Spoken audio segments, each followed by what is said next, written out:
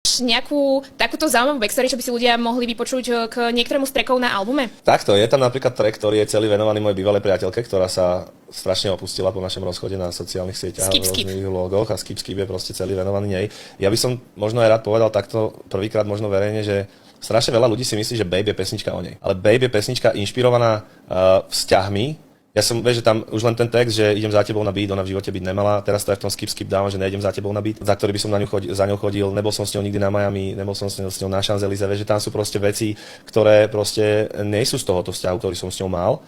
A akoby my sme boli spolu v tej na dovolenke na Bali. Mňa napadlo skrz ňu, to je ako pravda, je to, že ona ma na to inšpirovala, že ja som vlastne nikdy nenapísal pozitívny track o ženách. Ja vtedy, ako keď sme boli na tom Bali, mňa vtedy pustili z tej basy, kde som tam sedel, teda na Bali na Lomboku to bolo pri bazene. Mňa pustili z tej basy a ešte ja som tam potreboval napísať single, kedy som ho chcel vydať hneď, ak sa vrátim, lebo vždycky väčšinou chodíme ten január na mesiac preč a tam väčšinou spravím niečo, alebo dokončím album, alebo bla bla bla, potom väčšinou ten marec to vychádza von.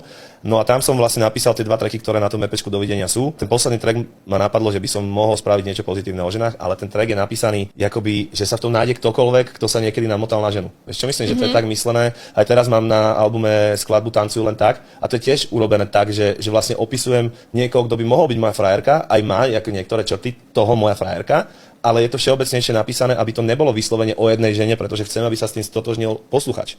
Niektorí tvoji fanúškovia písali, že ona ešte uvidí, keď vyjde Skip, že snáď si to nemyslel s takýmto zámerom teraz, že niekoho pohejtiť. Ono ani tá pesnička není tak napísaná.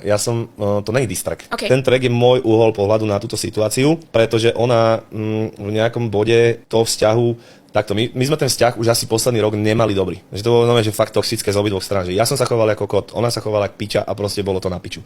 Ja už som mal averziu na ňu, že vyslovene posledný rok, neviem prečo sme sa nerozišli skôr. Každopádne, teda Skip sme uzavreli, je to pravda, nie je to konšpirácia, ale nie je to hate.